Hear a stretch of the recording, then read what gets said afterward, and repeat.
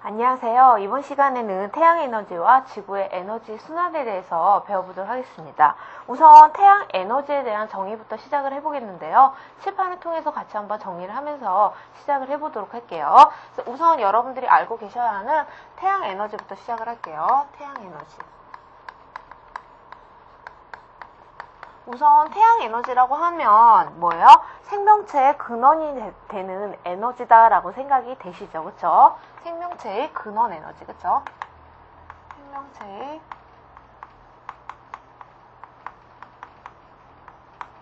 근원이 되는 에너지다라고 이렇게 생각을 해주시면 되겠고요. 다음 내용 봐주시면 이러한 태양에서 내부 구조가 나오게 됩니다. 그래서 내부 구조를 살펴보면요. 우선 태양의 내부 구조가 나오는데요.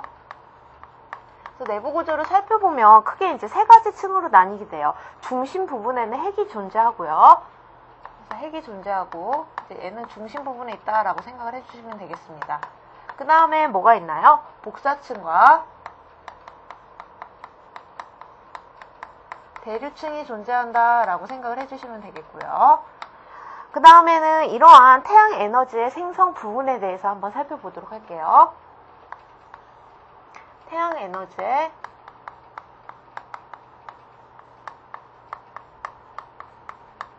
생성 부분입니다. 태양 에너지의 생성 부분을 보면 얘는 어떻게 돼요? 중심 부분에 있는 핵에서 일어나는 수소 핵 융합 반응에 의해서 생성이 된다라고 생각을 해주시면 돼요. 그래서 핵에 의해서 수소 핵 융합 반응으로 만들어지게 되는 게 무엇인 거예요? 태양 에너지의 생성 부분이다 라고 봐주시면 되겠습니다. 요거 수소 핵 융합 반응으로 만들어진다라는 게 좀 중요하니까요. 살펴주시면 되겠고요. 다음 내용 넘어가도록 할게요.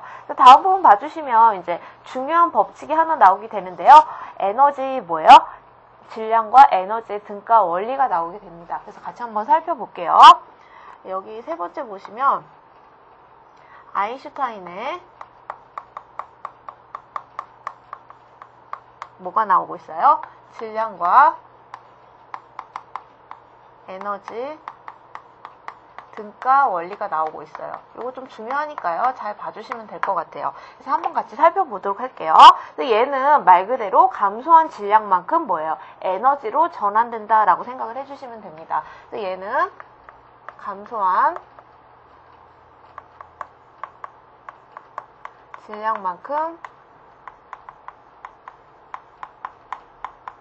어떻게 된다는 거예요? 에너지로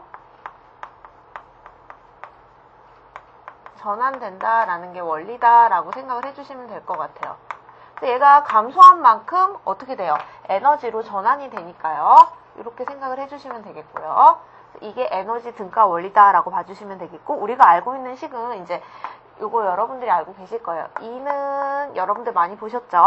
MC 제곱이다 라는 식이 에너지 등가 원리입니다. 하지만 여기 이제 변화율이 나오게 되니까 삼각형 델타가 나오게 돼요. 그래서 E는 MC 제곱, 요거 많이 보셨죠? 이렇게 생각을 해주시면 되겠어요. 근데 여기서 이제 감소한 질량만큼이니까 여기 변화율인 델타 M이 나오게 되겠고요. 그래서 얘가 뭐예요? 감소한 질량이다 라고 생각을 해주시면 될 것 같아요. 감소한 질량. 그리고 E는 에너지니까요. 그쵸? E는 뭐예요? 에너지다 라고 생각을 해주시면 되겠고요. E는 에너지. 그러면 여기서 하나 더 생각을 해보도록 할게요. C는 뭔가요? C는 그쵸? 빛의 속도를 의미하죠. 이렇게 생각을 해주시면 되겠고, C는 빛의 속도를 의미한다 라고 봐주시면 되겠습니다. 빛의 속도. 이렇게 해서 E는 mc제곱이라는 에너지, 그쵸? 질량과 에너지 등가 원리, 요거에 대해서 하나 알게 됐어요. 그쵸? 이렇게 정리해 주시면 되겠고. 그 다음에는 이제 태양의 중심부에서는 1초에, 그쵸? 4 곱하기 10의 26줄의 에너지가 생성된다라는 부분 나와 있으니까요. 살펴주시면 되겠습니다. 이렇게 해서 태양 에너지에 대해서 정리해 봤고요. 두 번째 보시면 이제 지구 에너지의 순환 부분이 나오게 됩니다. 지구 에너지의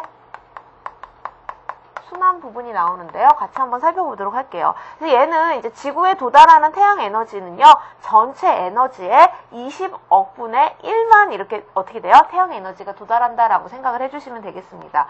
그래서 우선 이제 지구의 어떻게 돼요? 도달하는 태양 에너지를 살펴보면 얼마큼이 들어온다는 거예요? 그쵸? 전체분의, 그쵸? 약 20억 분의 1만 들어온다는 거죠? 20억 분의 1만이 어떻게 돼요? 도달한다 라고 생각을 해주시면 되겠어요. 그래서 아주 적은 양만 도달을 했는데도 불구하고 우리는 엄청 뜨겁죠. 그쵸? 아주 좀 양이 작은데도 우리는 이렇게 어떻게 돼요? 큰 영향을 미치고 있다라고 생각을 해주시면 되겠고, 그다음 여기서 중요합니다. 지구에 도달하는, 그쵸? 태양 에너지의 약 몇 %요? 30%는 반사됩니다. 그래서 약 이 부분 중요해요. 30%는 어떻게 된다는 거예요? 대기, 그쵸? 보통 이제 우주 공간으로 반사한다라고 생각을 해주시면 되겠고요. 우주 공간으로 반사한다, 그쵸?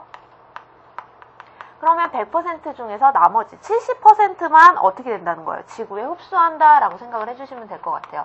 그래서 나머지 부분 약 70%만 지구에서 흡수한다라고 봐주시면 되겠습니다. 요게 좀 중요해요. 30%는 반사하고 70%만 흡수한다. 그쵸? 요거 좀 중요합니다. 그 다음에 이제 요거 마지막으로 하나 더 중요한 게 나옵니다. 그래서 우리는 이제 위도 차에 따라서 지구에서 도달하는 에너지 양이 다르죠. 왜 그럴까요? 그쵸? 왜냐하면 지구의 모습은 타원형, 둥근형이기 때문에 어떻게 돼요? 태양 에너지를 많이 받는 쪽은 어떻게 되겠어요? 저위도가 되겠죠. 예를 들어서 그림을 그린다면 지구가 이렇게 둥글게 존재하고 있죠. 그러면 예를 들어서 태양이 위에서 비친다고 칩시다. 그러면 위도가 작은 저위도 지방에서는 많이 비치겠죠. 그쵸? 얘가 저위도라고 하면, 하지만 이쪽 부분에 있는, 그쵸? 이쪽 부분을 고위도라고 생각하면 고위도에서는 비치는 양이 약간 작을 수밖에 없겠죠. 저위도에 비해서. 그쵸? 바로 내리쬐는 저위도에 비해서는요. 그쵸? 이렇게 각각의 위도 차이에 따라서도 이렇게 발생을 하게 됩니다. 그래서 지금 이 말을 하고 있는 거예요. 보시게 되면 저위도에서는 어떻게 되겠어요? 태양 에너지를 많이 받을 수밖에 없겠죠. 그래서 저위도에서는 어떻게 된다는 거예요? 태양 에너지를 많이 받아서, 그쵸? 얘는 태양 에너지가 많아요. 태양 에너지가 많아요. 그러면 반대로 고위도는 어떻게 되겠어요? 고위도는 적을 수밖에 없겠죠. 고위도는 태양 에너지가 각도가 있기 때문에 작을 수밖에 없겠죠. 그래서 결론적으로는 에너지가 하나는 크고 하나는 작기 때문에 불균등한 현상이 일어날 수밖에 없어요. 그러면 이렇게 불균등한 현상이 일어나면 어떻게 되겠어요? 저위도에 사는 사람은 뜨거워서 못 살고요. 그렇죠?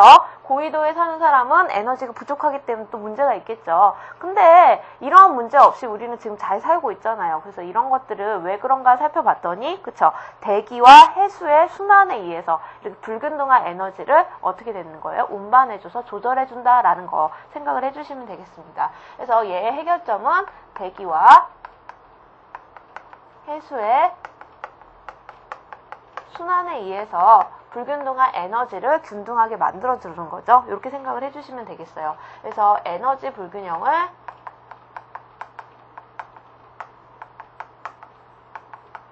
조절해준다라고 봐주시면 되겠습니다. 이게 좀 중요해요. 그래서 대기와 해수의 순환에 의해서 얘네들이 어떻게 된다? 조절 가능하다라고 봐주시면 되겠습니다. 이렇게 봐주시고요. 그 다음에는 이제 이러한 태양 에너지의 이용과 전환 부분이 나옵니다. 요거는 오른쪽에 한번 적어보도록 할게요. 태양 에너지의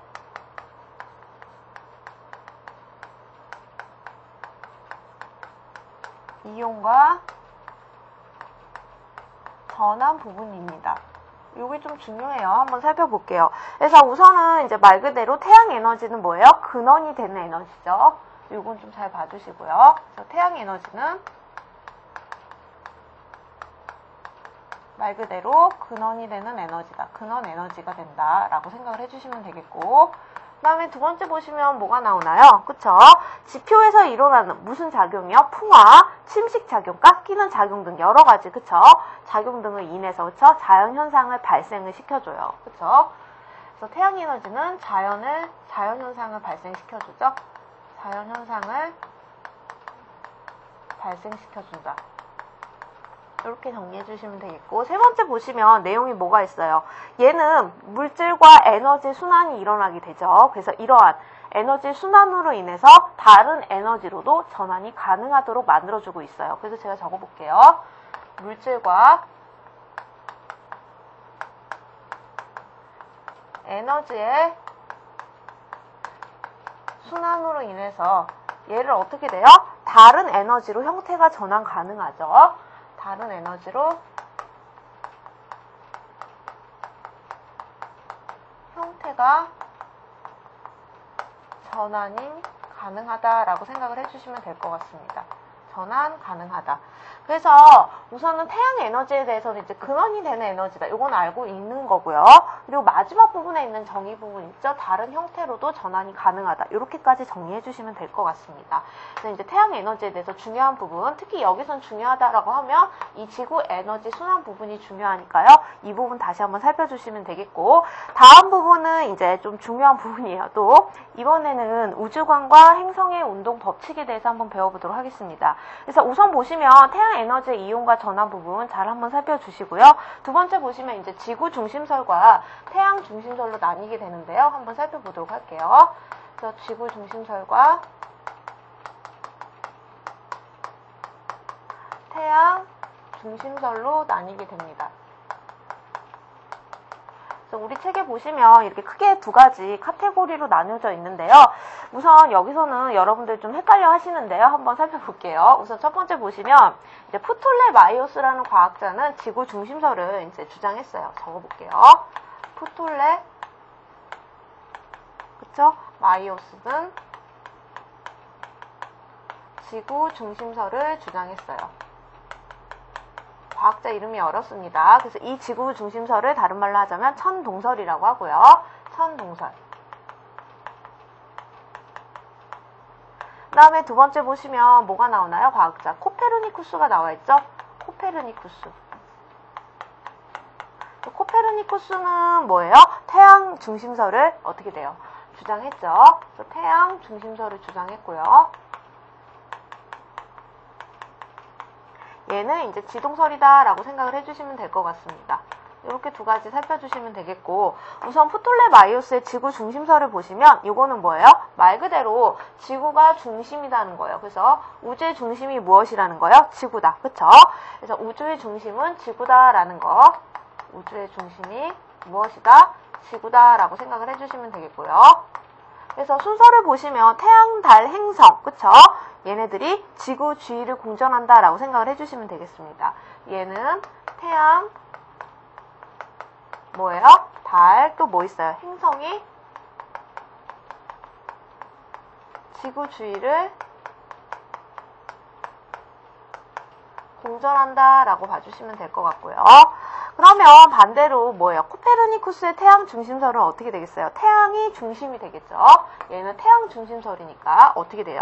태양이 우주의 중심이 되겠죠. 그래서 우주의 중심 부분을 살펴보면 뭐가 되겠어요? 태양이 되겠죠. 이렇게 생각을 해주시면 되겠고, 얘는 말 그대로 지구를 포함한 행성이 태양 중심을 도는 거죠. 그래서 지구를 포함한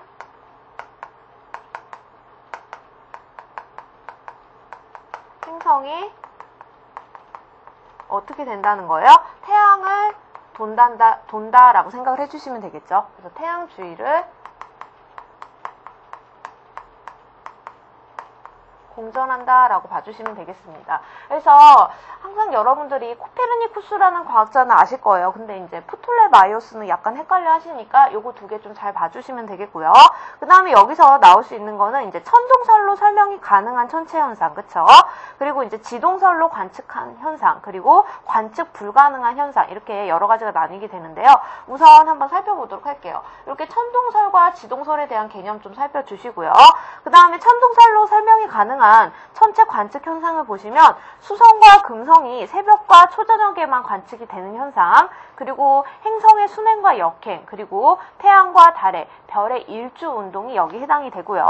그 다음에는 어떻게 돼요? 지동설로는 대부분의 천체 관측 현상을 다 설명을 가능할 수 있어요. 그래서 여기서 보시게 되면 이렇게 정리를 해주시면 돼요. 그래서 지동설에서는 어떻게 돼요? 모든 현상을 다 관측할 수 있기 때문에 대부분 천체를 관측할 수 있다라고 생각을 해주시면 되겠고요. 근데 여러분들이 봤을 때는 천동설 부분에서 나왔던 그쵸? 수성과 금성 동그라미 쳐주시고요. 그 다음에 행성의 순행과 역행 그리고 태양과 달, 별의 일주운동 이렇게 생각을 해주시면 될 것 같습니다. 그 다음에는 이제 천동설과 지동설로 설명 불가능한 현상이 나오게 되는데요. 여기서는 첫 번째 보시면 이제 보름달 모양의 위성 그쵸? 수성과 금성에 그리고 행성 주변을 도는 위성 그리고 별의 시차 현상이 여기에 해당이 되고요. 그리고 이러한 지동설로 설명이 불가능한 현상은 뭐예요? 원궤도가 아닌 타원궤도겠죠. 행성의 공전 궤도가. 그래서 요거는 이제 뒷부분에 케플러 법칙에 대해서 배우게 되는데요. 우선은 케플러 운동에서 이런 법칙이 아니다라는 게 증명이 됐다라고 생각을 해주시면 되겠습니다. 그래서 많이 어렵게는 나오진 않으니까요. 이렇게 두 가지 카테고리로 나눠져 있다라고 생각을 해주시면 되겠고, 다음 부분은 살펴보도록 할게요. 그래서 이번에는 이제 갈릴레이 관측에 대해서 나오고 있는데요. 두 번째 한번 보도록 할게요. 갈릴레이의 관측에 대해서 한번 살펴보도록 할게요. 그래서 갈릴레이 관측에서 보시면 얘는 이제 망원경으로 측정했다라는 사실이 좀 중요합니다. 그래서 한번 볼게요. 망원경으로 관측을 한 거죠, 얘는. 그래서 관측한 자료 등을 통해서 얘는 어떻게 되는 거예요? 태양 중심설을 지지했어요. 그러니까 태양 중심설이라고 하는 건 지동설을 의미하는 거죠. 태양 중심설을 지지했다라고 생각을 해주시면 되겠고요. 이거 뒷받침한 근거가 갈릴레이 관측이다라고 봐주시면 되겠고, 그 다음에 얘가 이제 관측한 사실을 보시면 목성의 4대 위성을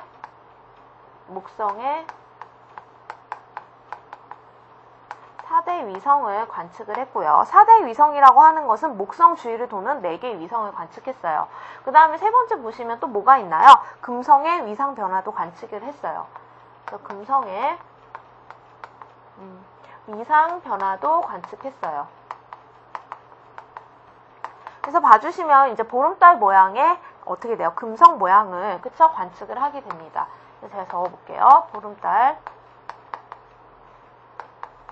모양의 금성, 위성 이렇게 적을게요. 이렇게 정리해 주시면 될 것 같아요. 그래서 다른 건 없고요. 갈릴레이에서 관측한 사실은 태양 중심설을 지지했다. 그쵸? 바로 앞에 있는 코페르니쿠스의 태양 중심설 지지를 했다라는 거. 이 관측 자료 등을 통해서 뒷받침한 근거가 됐다. 이렇게만 정리해 주시면 되겠습니다. 다음 내용 봐주시면 이제 중요한 법칙이 쭉 나오게 되는데요. 약간 물리적인 파트입니다. 두 번째 보시면 이제 행성의 운동 법칙이 나오는데요. 드디어 나왔습니다. 케플러 법칙인데요. 한번 시작을 해보도록 할게요. 처음에 보시면 무슨 법칙이에요? 타원 궤도 법칙이 나오게 됩니다. 타원 궤도 법칙은 케플러 제1법칙이라고 하고요.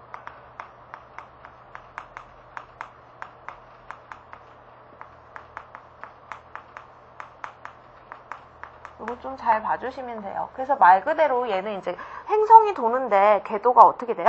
태양을 하나의 초점으로 놓고 궤도를 그쵸? 도는데 타원 궤도다라고 해서 타원 궤도 법칙입니다. 그래서 한번 살펴보면 우리 책에서도 그렇게 나와 있죠? 모든 행성이 태양을 하나의 초점으로 돈다. 그쵸? 적어볼게요. 모든 행성이 태양을 하나의 초점으로 놓고 도는 거죠. 초점으로 놓고 도는데 어떤 궤도를 도는 거예요? 약간 타원 궤도를 돈다라고 생각을 해주시면 돼요. 이 부분이 중요합니다. 도는데 타원 궤도를 향해서 돈다. 타원 궤도로 어떻게 돼요? 태양 주위를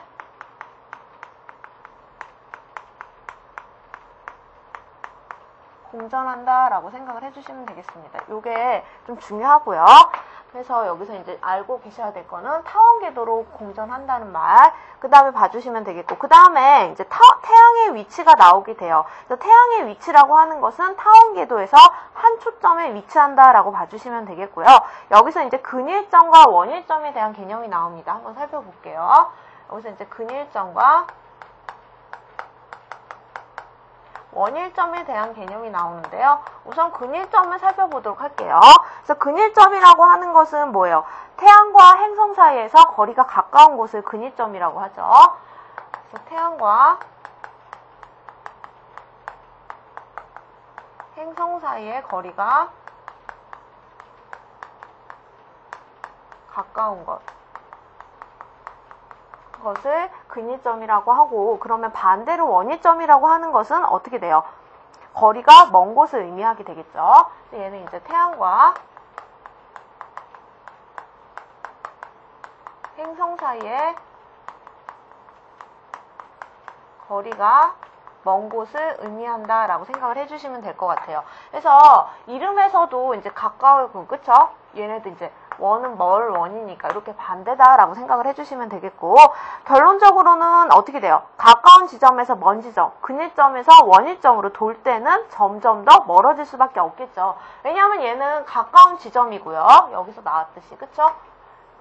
원일점은 먼 지점이기 때문에, 예를 들어서 운동이 근일점에서 원일점으로 운동하고 있다라고 하면 태양과의 사이의 거리가 어떻게 돼요? 멀어질 수밖에 없겠죠. 그래서 이렇게 내려가게 되면 태양과의 사이가 어떻게 돼요?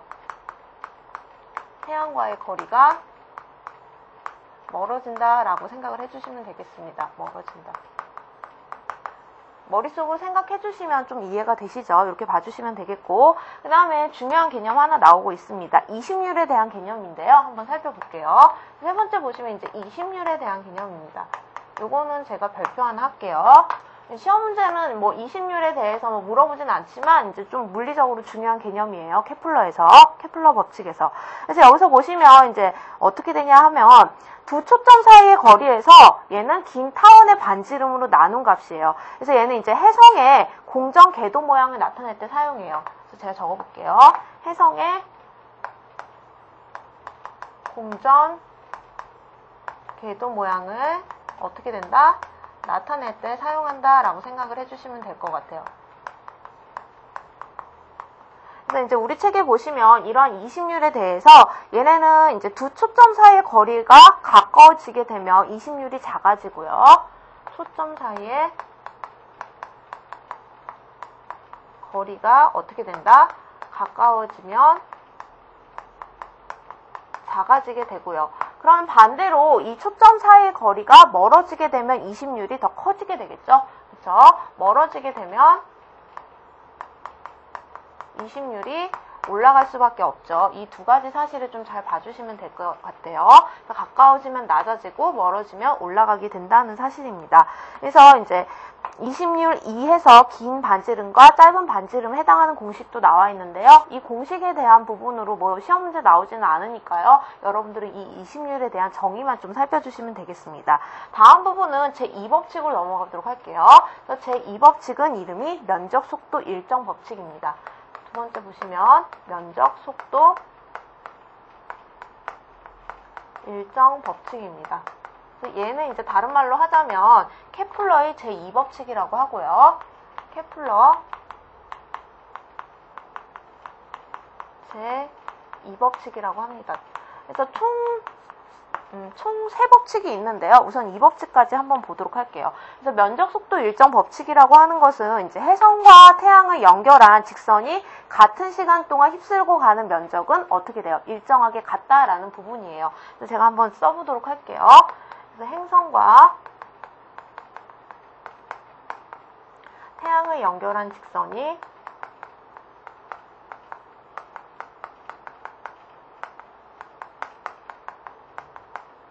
이루는 면적이 되겠죠. 그쵸? 이루는 면적. 그쵸? 직선이 지나가는 면적은 항상 어떻다는 거예요? 일정하게 비슷하다라고 생각을 해주시면 되겠죠? 항상 일정하다라고 생각을 해주시면 되겠습니다. 그래서 이게 면적 속도 일정 법칙이고요. 이렇게 봐주시면 되겠고, 다음 부분 넘어가 주시면, 그래서 여기서는 이제 행성의 공전 속도 변화를 좀 알고 계셔야 하는데요. 여기서 이제 행성의 공전 속도 변화 부분을 좀 알고 계셔야 합니다.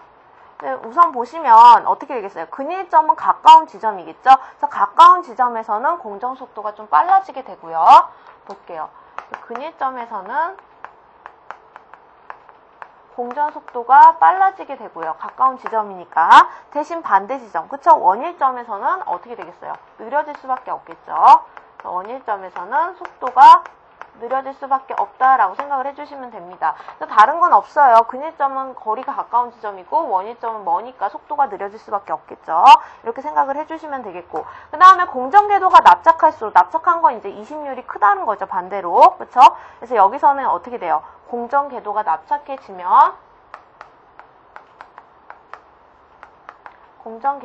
납작해지면 어떻게 된다는 거예요? 변화가. 근일점과 원일점 사이에서도 속도 차이가 날 수밖에 없겠죠. 근일점과 원일점의 속도 차이가 분포할 수밖에 없겠죠. 이렇게 생각을 해주시면 되겠습니다. 그래서 제가 항상 말씀드리는 거는 이 면적 속도 일정 법칙은, 그쵸? 피자를 좀 생각을 해주시면 되겠죠? 피자 파이를. 예를 들어서 이제 이렇게 행성이 돌고 있는데 이 주변에 태양을 중심으로 돌고 있죠, 얘가. 그래서 이게 가까운 지점과 먼 지점을 나뉘게 되는데 이렇게 가까운 지점도 분포할 수 있고요. 좀 먼 지점도 분포할 수가 있어요. 저는 이제 중심으로 생각을 했는데 얘네가 항상 지나가는, 그쵸? 이쪽 면적이든지 어떻게 되는 거예요? 예를 들어서 이쪽 면적을 S1이라고 하면 위에를 S2라고 하면 이쪽 사이에 해당되는 면적은 같을 수밖에 없겠죠? 전 지금 이거를 중심으로 해당을 했는데 예를 들어서 근일점과 원일점으로 생각을 하자면 이 태양이 중심이 하나 더 존재하고 먼 부분에 행성이 하나 존재한다고 하면, 다시 이쪽 부분을 조금 옮겨볼게요. 태양을 이쪽 부분에 또 옮겨놓으면 근일점과 원일점이라고 하는 것은 이쪽 부분은 가까운 지점이니까 근일점이 되고요. 반대 지점은 좀 먼 지점이 되겠죠. 이거를 또 나눠보도록 할게요. 이렇게 나눠도 이쪽에 해당되는 부분과 이쪽에 해당되는 부분 서로 어떻다는 거예요? 일정하다는 거죠. 그래서 여기를 이제 또 S1이라고 두고 이쪽 부분은 S2라고 둬도 S1과 S2가 같을 수밖에 없겠죠. 그래서 저는 항상 요 면적 속도 일정 법칙은 그 피자 자르는 거 있죠? 그렇게 생각을 해요. 그래서 여러분들도 이렇게 같은 시간에 지나가는 지점은 일정하다라고 생각을 해주시면 되겠습니다. 그래서 단지 어떻게 돼요? 가까운 지점에 분포했느냐 혹은 먼 지점에 분포했느냐에 따라서 달라지니까요. 이렇게 생각을 해주시면 되겠고요. 그 다음에 세 번째 보시면 이제 조화 법칙이 나오게 됩니다. 옆에다가 적어볼게요. 그래서 세 번째 보시면 이제 조화 법칙이 나오는데요. 조화 법칙이라고 하는 것은 마지막, 그쵸? 케플러 제3법칙이 되겠죠. 세 번째 보시면 케플러의 제3법칙이다 라고 생각을 해주시면 되겠습니다. 이름이 약간씩 달라요. 좀 잘 봐주시면 되겠고, 얘는요 이제 공전하는 행성에서 주기의 제곱과 장방역의 세제곱은 비례한다 라는 원칙이 조화 법칙입니다. 그래서 한번 보도록 할게요. 적어보면은 행성의 공전주기 제곱과 주기 제곱과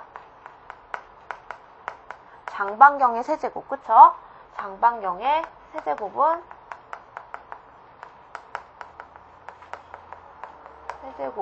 비례한다 라는 게 조화 법칙이다 라고 생각을 해주시면 될 것 같아요. 그래서 얘를 이제 식으로 나타내면요, 주기라고 하는 것을 이제 P라고 나타냅니다. 그리고 이제 장방경이라고 하는 것은 A로 나타내요. 그럼 한번 식을 세워보도록 할게요. 주기가 제곱이라고 나와 있죠. 그러니까 P의 제곱 이렇게 쓰실 수 있겠죠. 그 다음에 하나 더, 장방경은 A라고 나와 있는데 세제곱이라고 나와 있으니까 A의 세제곱이에요. 그 다음에는 얘가 비례하니까 어떤 표시를 넣으면 되겠어요? 그쵸? 이런 표시를 넣을 수가 있겠죠. 이런 표시를 넣어도 되고요. 혹은 우리 책에 나온 듯이 이렇게 같다라는 표시를 넣어도 됩니다. 그래서 이렇게 나타내는 식이 뭐예요? 조화 법칙이다 라고 봐주시면 되겠고요. 얘는 이제 이렇게 나타내 주시면 되고, 태양과의 거리에 따라서 이제 공전 속도와 공전 주기 차이를 보게 되면 말 그대로 여기서도 어떻게 되겠어요? 공전 거리, 그쵸? 태양 사이에서 거리가 멀어질수록 공전 속도도 느리고 주기도 길어진다라는 거를 확인을 할 수가 있어요. 근데 실제 시험상에서는 이 케플러 법칙이요, 이렇게 막 하나 두 개씩 이런 식으로 나오진 않았어요, 아직까지는. 근데 요거는 요런 게 하나 있다라고 봐주시고요. 제가 봤을 때는 이 케플러 법칙 세 가지 법칙 각각에 해당되는 부분, 정의 부분만 좀 봐주시면 문제는 없으실 것 같아요.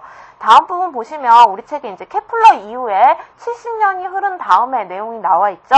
거기서 이제 뉴턴이란 과학자가 이 케플러 법칙을 통해서 이제 또 한 가지 이제 적용을 하게 됩니다. 그래서 이러한 행성들이 일정한 궤도에 따라서 움직이게 되는데, 이러한 궤도를 태양의 중력이라고 하고요. 뉴턴이란 과학자가 하나 발견을 하게 됐죠. 태양의 중력을 하나 발견을 하고요. 그리고 이러한 궤도, 그쵸? 행성의 궤도가 무엇인 것을요? 타원 궤도인 것을 증명을 하게 됩니다. 타원 궤도임을 증명을 해요. 그래서 과학이라고 하는 것은 법칙을 주장만 하면 되지 않고요. 근거 제시를 해야 되는데요. 이 당시에는 이게 이런 법칙만 받아들여졌어요. 하지만 뉴턴이란 과학자에 의해서 이 케플러 법칙, 그쵸? 타원 궤도인 것까지 증명이 됐다라고 사실을 생각을 해주시면 될 것 같습니다. 그래서 제가 이제 물리적으로 좀 중요한 법칙, 케플러 법칙, 제3법칙까지 설명을 드렸는데요. 좀 어려우실 수 있어요. 하지만 시험에서는 이 내용에 대해서 깊숙한 곳까지는 나오지 않고요. 정의 부분에 대해서만 약간씩 나올 테니까요. 제3법칙에 해당되는 내용들 꼭 정의 부분 정리해 주시면 되겠고요. 다음 부분 봐주시면 이제 마지막 부분에 뉴턴이란 과학자가 이제 타원 궤도 법칙을 증명했다라고 나와 있죠. 그 다음에는 뉴턴의 이제 제3법칙이 또 나오게 됩니다. 물리적인 내용인데요. 이 부분은 이제 다음 시간에 정리하겠고요. 오늘 배웠던 내용, 태양 에너지에 대한 정의 부분과 제가 다시 한번 말씀드리지만 케플러 제3법칙에 대한 내용 꼭 정리해 주시고요. 그 다음에는 다음 시간에는 이제 뉴턴의 운동 법칙에 대해서 공부하도록 하겠습니다. 많은 시간 수고 많이 하셨습니다.